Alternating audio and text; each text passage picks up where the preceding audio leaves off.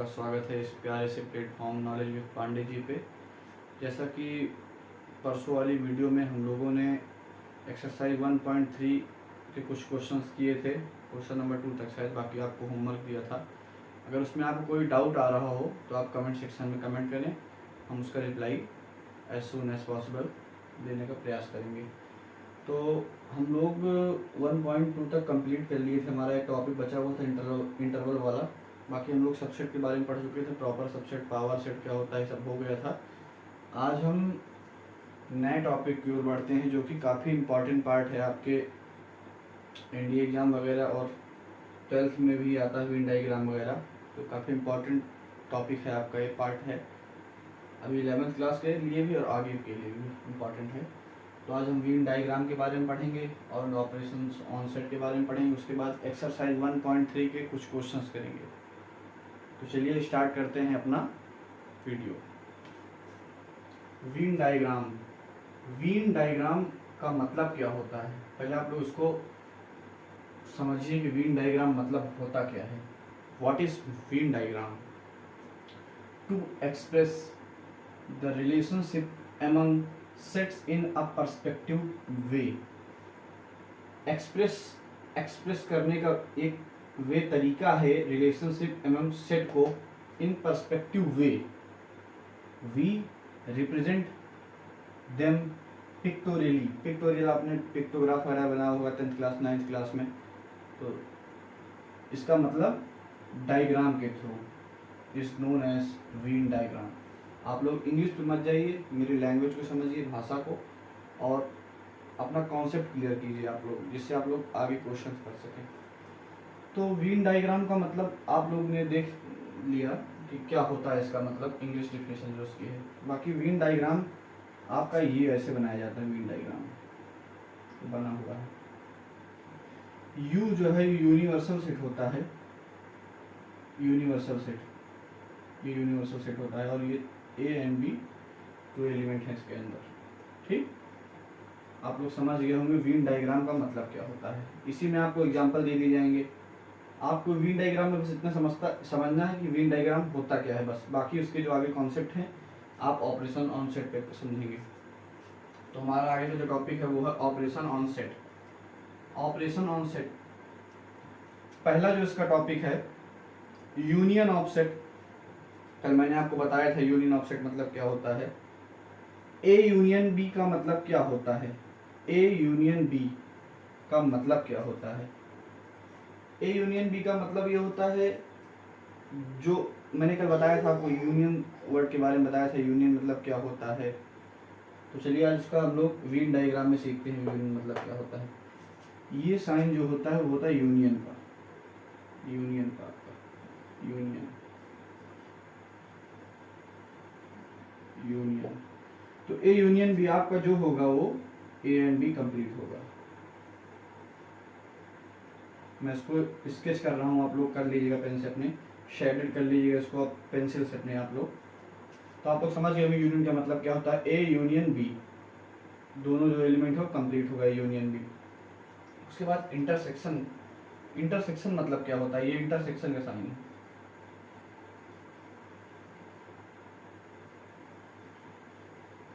Intersection, इसको आप लोग देख लीजिए। इंटरसेक्शन का मतलब होता है कॉमन, जो दोनों ए और बी एलिमेंट में जो सेट में जो कॉमन हो उसको हम लोग बोलते हैं इंटरसेक्शन। इंटरसेक्शन ए और बी, तो इनमें दोनों में कौन सा कॉमन आपको दिखाई पड़ रहा है, ये बीच वाला रीजन, तो उसको आप लोग साइड कर देंगे। ठीक, ए इंटरसेक्शन बी आपका ये हो जाएगा। जो दोनों सेट्स में कॉमन रीजन हो वो ए इंटरसेक्शन बी आपका कहलाएगा। Then disjoint set, disjoint set का मतलब आप लोग डिसजॉइंट से समझ रहे होंगे।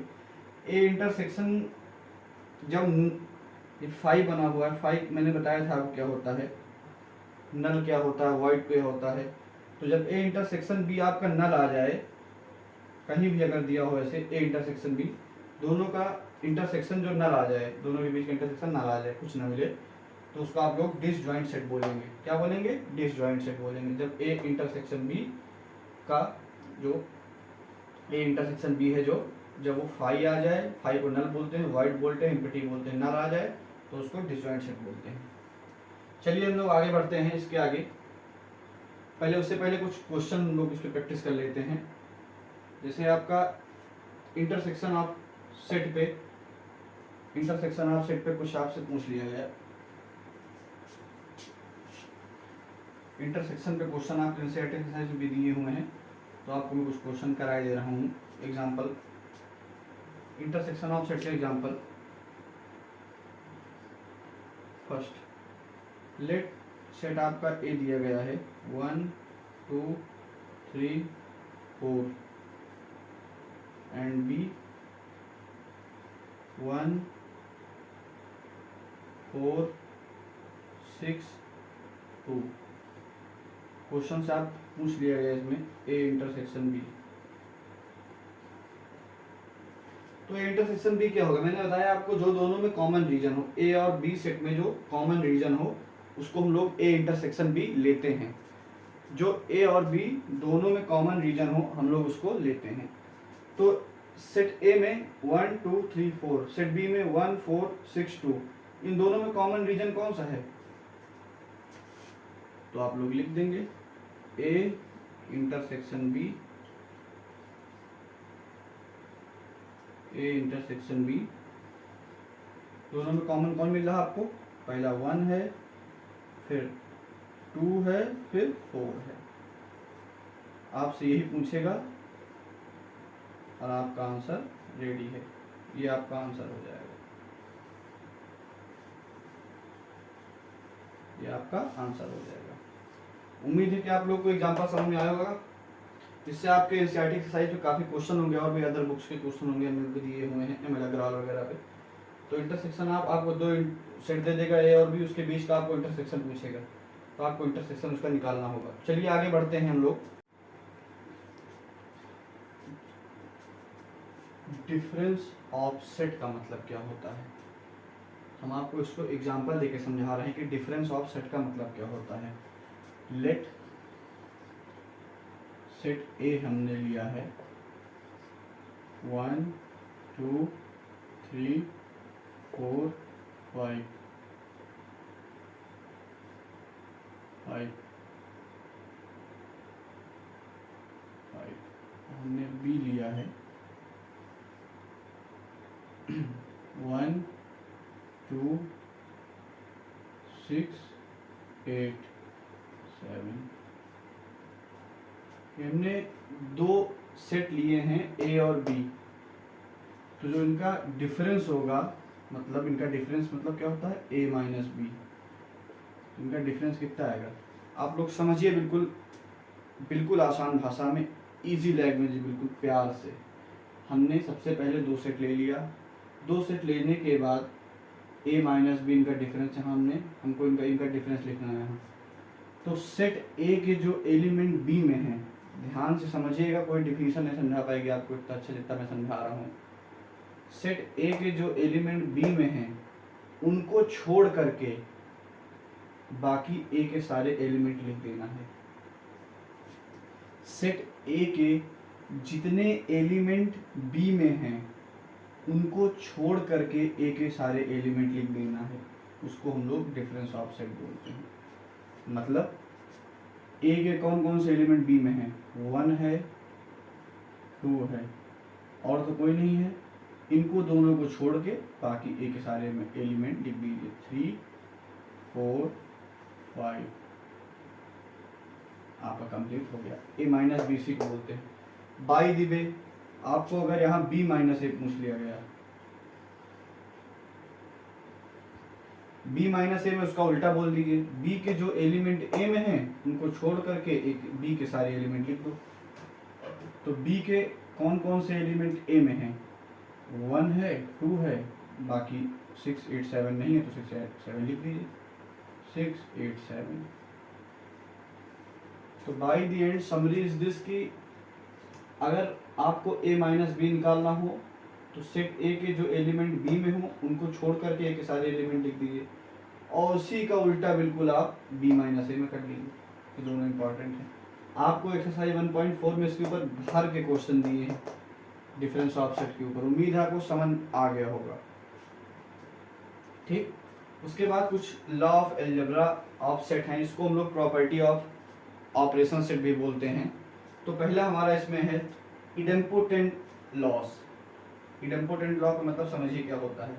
अगर आपको कहीं दिया हो ए यूनियन ए, तो उसको आप लोग क्या ए होता है वो, ठीक है, वो ए होता है आपका बराबर। बी दूसरा एग्जांपल इसका ए इंटरसेक्शन ए होता है। अगर आपको सेम दो सेट का इंटरसेक्शन निकालना हो तो क्या होता है, वही सेट सेम ए। ठीक, अगर यूनियन निकालना हो तो वही ए। ठीक, हाँ। उसके बाद आइडेंटिटी लॉ है दूसरा आपका। तो ए यूनियन फाई अगर आप कहीं दिया हो, अगर आपको एक सेट दिया हो उसके साथ यूनियन फाई दिया हो आपको, तो आपका वो भी ए होता है आपका। अगर ए इंटरसेक्शन यू दिया हो, अगर आपको एक सेट ए दिया हो दूसरा यूनिवर्सल यूनियन सेट दिया हो, उसका आपका इंटरसेक्शन मांग रहा हो, वो होता है ए। ठीक, और कम्यूटेटिव लॉ क्या, कम्यूटेटिव लॉ को एग्जांपल देख लीजिए आप सेट में ए यूनियन बी, तो आपको पता ही है, B union C, B union A, sorry. दूसरा इसका है A intersection B, B intersection A. उसके बाद एसोसिएटिव लॉ का एग्जांपल यहाँ लिखा मैंने, एसोसिएटिव एसोसिएटिव एसोसिएटिव लॉ के एग्जांपल है।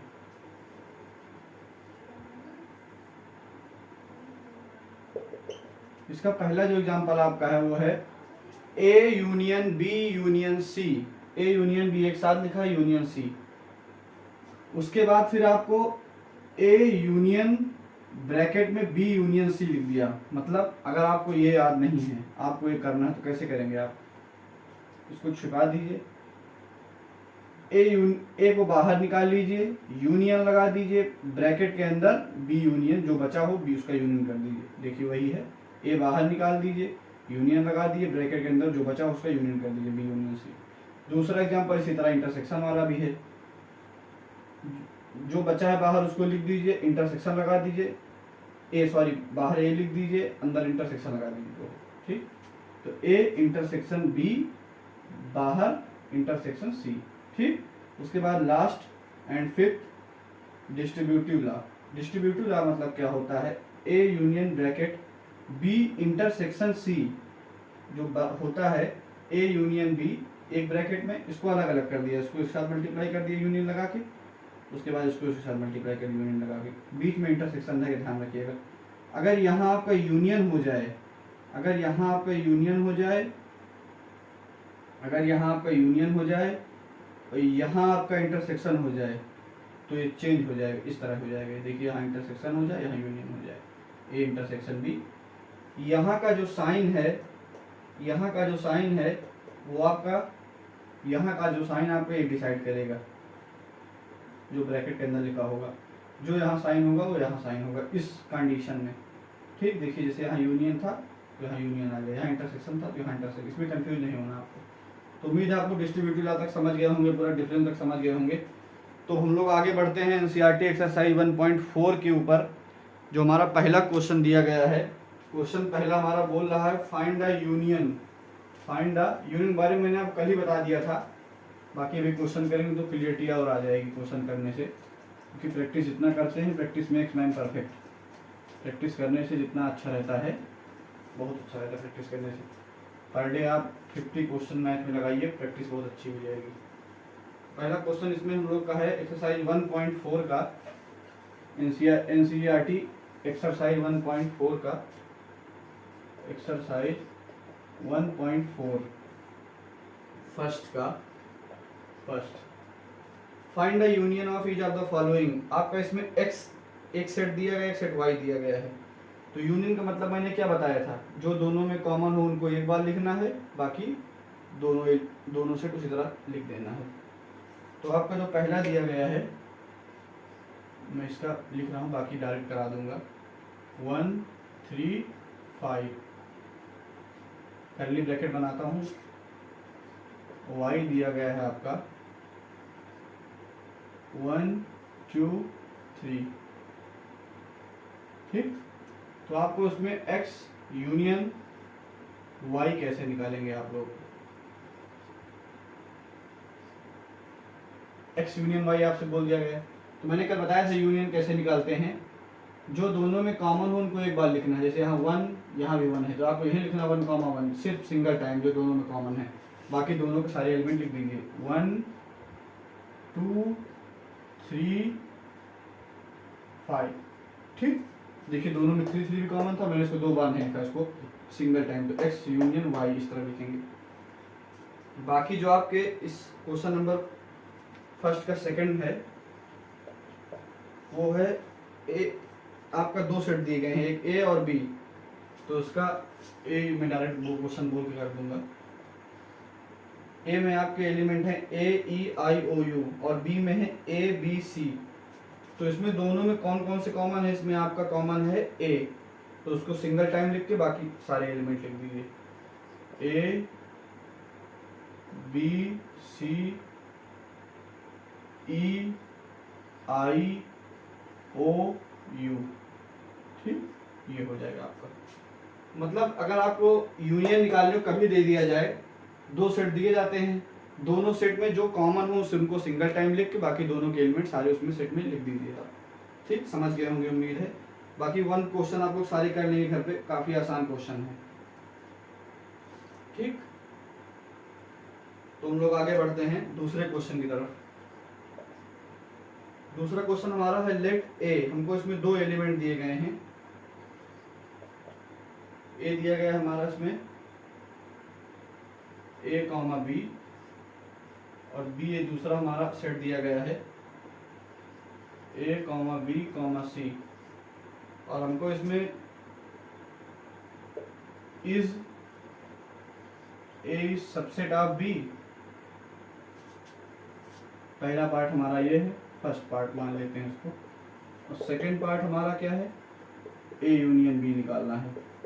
तो ए सबसेट ऑफ बी कब होगा, मैंने आपको सबसेट वाली कंडीशन बताई थी कि ए बी का सबसेट कब होगा, जब ए के सारे एलिमेंट, जब सेट ए के सारे element if all the element of member of A is also a member of B, जब ए के सारे मेंबर या एलिमेंट जब बी में होंगे तब हम लोग ए को बी का सबसेट बोल सकते हैं।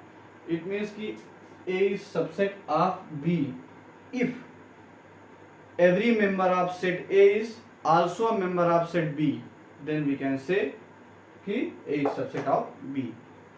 चलिए देखते हैं इसमें, सेट A के सारे एलिमेंट B में हैं, A कॉमा B हैं, तो हम लोग बोल सकते हैं उसको कि A is subset of B। ठीक, पहला पार्ट हमारा इसमें हो गया, फर्स्ट पार्ट, ये सबसेट ऑफ B। दूसरा पार्ट क्या है हमारा इसमें, दूसरा पार्ट है A यूनियन B। यूनियन निकालना तो मैंने बता दिया आपको, तो ए यूनियन बी क्या होगा आपका, जो दोनों में कॉमन उनको सिंगल टाइम बाकी सारे एलिमेंट लिख दो, A B C, A B C आपका, देखिए ए भी दोनों में है, बी भी दोनों में, तो उनको एक एक बार लिख दिया, सी बचा था सी को लिख दिया। ठीक हो गया आपका दूसरा क्वेश्चन भी आपका कंप्लीट हो गया एनसीईआरटी का। बाकी क्वेश्चन नंबर आपका इसमें थर्ड फोर्थ आप लोग ट्राई करेंगे, थर्ड फोर्थ आप लोग ट्राई करेंगे, क्योंकि फोर्थ क्वेश्चन जो आपका है वो यूनियन के ही ऊपर है, तो आप लोग उसको ट्राई करेंगे। उसके बाद फिर question number intersection, question number fifth जो आपका है, find the intersection of each of the pair set question 1 above. तो क्वेश्चन नंबर 1 में जितने आपको दिए गए हैं इसमें सेट, उसके बेस पे आपको इंटरसेक्शन फाइंड करना है, तो आप लोग फाइंड कर लेंगे एक्स इंटरसेक्शन वाई। इसमें जैसे एक्स इंटरसेक्शन वाई फाइंड करना हो आपको, तो एक्स इंटरसेक्शन वाई मतलब जो दोनों में कॉमन हो उनको लिखना है आपको बस। दोनों में कॉमन कौन कौन से हैं, दोनों में जो एलिमेंट कॉमन हो कौन कौन से एलिमेंट कॉमन दोनों में हैं, दोनों में 1 कॉमन है तो 1 लिख देंगे आप लोग, आपका 1 और 3 दोनों में कॉमन है तो 1 कॉमा 3।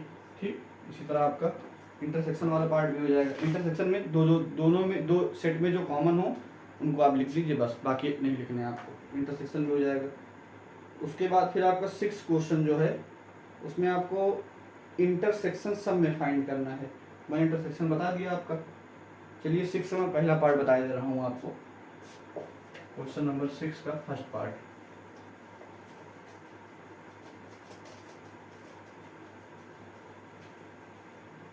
क्वेश्चन नंबर 6 का फर्स्ट पार्ट, 6 का फर्स्ट पार्ट। इसमें बोल रहा है कि इफ ए आपका सेट दिया है, बी आपका सेट दिया है, सी दिया है, डी दिया। फर्स्ट इसमें ए इंटरसेक्शन बी पूछ रहा है। तो इंटरसेक्शन बी, ए के एलिमेंट देखिए कौन कौन से हैं, 3, 5, 7, 9, 11 और बी में है 7, 9, 11, 13। तो दोनों में कॉमन कौन कौन से एलिमेंट मिल रहे हैं आपको, 7, 9, 11 मिल रहे हैं। तो आप 7, 9, 11 आंसर कर देंगे इसका, 7, 9, 11 बस आपका आंसर हो जाएगा। 6 का सेकेंड पार्ट देख लीजिए। इसमें आपको B union B intersection C, B intersection C, B जो बी और सी में जो दो एलिमेंट कॉमन उनको आप लिख दीजिए। बी के जो एलिमेंट है 7, 9, 11, 13, सी के जो है 11, 13, 15। तो आपका इसमें 11, 13 कॉमन मिला है, 11, 13 लिख दीजिए आप। वेरी इजी एक्सरसाइज, ठीक। 6 आपका इसी तरह सारे क्वेश्चन आप लोग कर लेंगे 6 के। कुछ इसमें कम्यूटेटिव बेस है, कुछ डिस्ट्रीब्यूटिव बेस है 6 में, तो आप लोग उम्मीद है कर लेंगे। 7th भी हो जाएगा, 7th भी सेम है। उसके बाद फिर 8th और 9th, 10th, 11th, 12th हम कल के लेक्चर में डिस्कस करेंगे, ठीक। 8th आप लोग 7 तक, टिल 7 क्वेश्चन होमवर्क, ठीक। 7 क्वेश्चन तक आप लोग होमवर्क। उसके बाद फिर क्वेश्चन 8 से 12 तक नेक्स्ट क्लास। हम लोग उसमें 1.5 स्टार्ट नहीं करेंगे, इसी क्वेश्चन को डिस्कस करेंगे। आगे टॉपिक बढ़ाएंगे बट डिस्कशन इसी क्वेश्चन पे चलेगा, ठीक है। तो उम्मीद है कि आप लोग को आज का लेक्चर पसंद आया होगा और आप लोग कंटेंट को अच्छे तरीके से एब्जॉर्ब कर रहे होंगे, अच्छे तरीके से देख रहे होंगे, पढ़ रहे होंगे। तो ठीक है, उम्मीद है कि इसी तरह आप लोग सपोर्ट बनाए रखिए, सब्सक्राइब लाइक किए रहिए, अपने दोस्तों में शेयर किए रहिए। अगर कोई इसमें आपको कोई चीज़ समझ में नहीं आती है तो आप कमेंट करिए, मैसेज करिए मुझे, मैं आपको रिप्लाई ज़रूर दूंगा, ठीक है। Thank you.